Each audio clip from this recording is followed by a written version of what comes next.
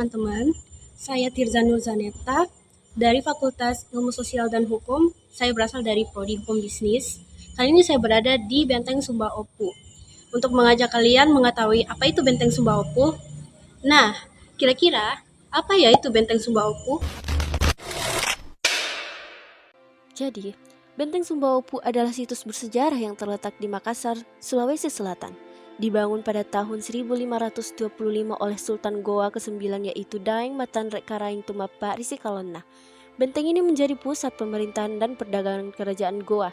Pada masa kejayaannya, benteng ini menjadi pusat perdagangan rempah-rempah yang ramai dikunjungi perdagangan dari Asia dan Eropa. Selain sebagai pusat pertahanan, Benteng Sumba Opu juga berfungsi sebagai pusat pemerintahan dan perdagangan. Letaknya strategis di muara sungai Jenek Berang menjadikannya pelabuhan penting bagi kapal-kapal dagang dari berbagai negara. Benteng ini memiliki luas sekitar 1.500 hektar dengan bentuk segi empat. Beberapa rumah adat di Benteng Sumba Opu yang dibangun jauh setelah benteng runtuh pada abad ke-17. Rumah-rumah adat tersebut dibuat sekitar tahun 1980 sampai 1990-an dan salah satunya adalah rumah adat Baruga. Baruga atau Baruga-Baruga adalah bangunan tradisional besar khas masyarakat Makassar atau Goa yang berfungsi sebagai rumah pertemuan komunitas, tempat musyawarah adat, upacara, dan aktivitas publik lainnya. Di kompleks Benteng Sumba Opu terdapat satu baruga yang dijaga sebagai bagian dari peninggalan sejarah dan berbagai ruang pameran rumah adat dari berbagai kelompok di Sulawesi Selatan. Selanjutnya rumah adat Bulukumba. Rumah adat Bulukumba di Benteng Sumba Opu adalah replika rumah tradisional yang mewakili budaya dan arsitektur masyarakat di Bulukumba, khususnya dari dua kelompok budaya utama, yaitu komunitas Kajang dan masyarakat pesisir Bulukumba. Juga memiliki ciri khas budayanya tersendiri, yaitu unsur kelautan dan keselarasan dengan alam. Selanjutnya rumah adat Kajang. Rumah adat Kajang berasal dari komunitas Amatoa Kajang di Kabupaten Bulukumba, Sulawesi Selatan. Komunitas ini memiliki tradisi kuat dan aturan adat yang mengatur kehidupan sosial serta pola bangunan rumahnya. Rumah adatnya bukan sekedar tempat tinggal, ia mencerminkan identitas adat, menjadikan lokasi pertemuan adat, pendidikan nilai-nilai komunitas, dan simbol ketaatan terhadap aturan Amatoa.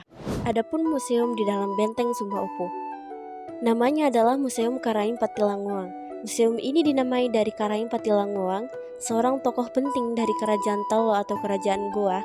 Ia dikenal sebagai intelektual, ahli hukum, pedagang, dan sangat tertarik dengan ilmu pengetahuan. Museum ini didirikan mulai tahun 1989 dan diresmikan pada tahun 1995. Terletak di dalam kawasan Benteng Sumba Opu, tepatnya di Barombong, Kabupaten Goa, Sulawesi Selatan.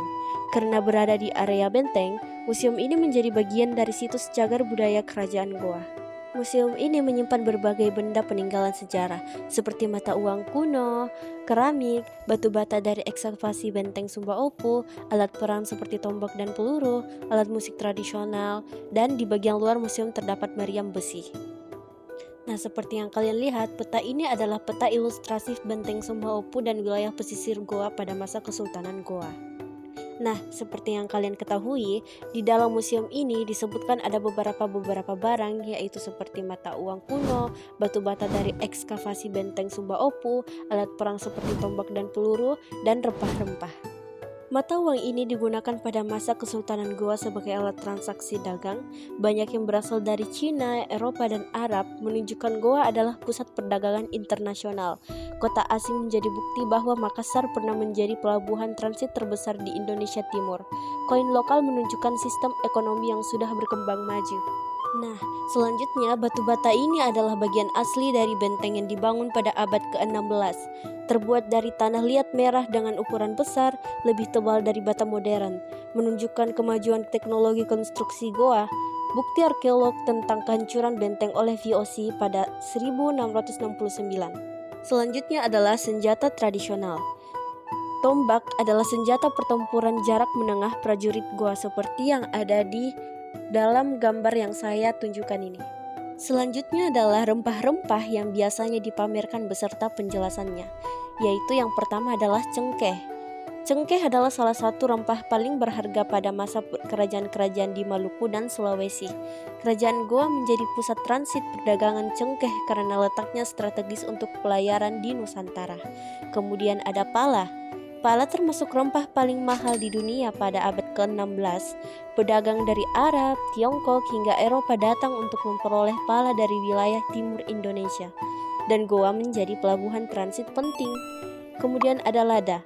Makna sejarah lada adalah rempah yang banyak diekspor dari Nusantara dan menjadi salah satu sumber kekayaan kerajaan maritim, termasuk Goa yang berperan sebagai pelabuhan dagang. Dan selanjutnya ada kayu manis. Kayu manis digunakan dalam perdagangan regional dan sangat diminati oleh pedagang asing. Ada kunyit, jahe, dan lengkuas. Walau tidak semahal cengkeh dan pala, rempah-rempah rimpang ini merupakan bagian penting dari pengobatan tradisional, masakan kerajaan, kehidupan sehari-hari masyarakat Goa. Itulah tadi hasil pemaparan materi yang saya berikan kepada kalian. Kurang dan lebihnya mohon dimaafkan.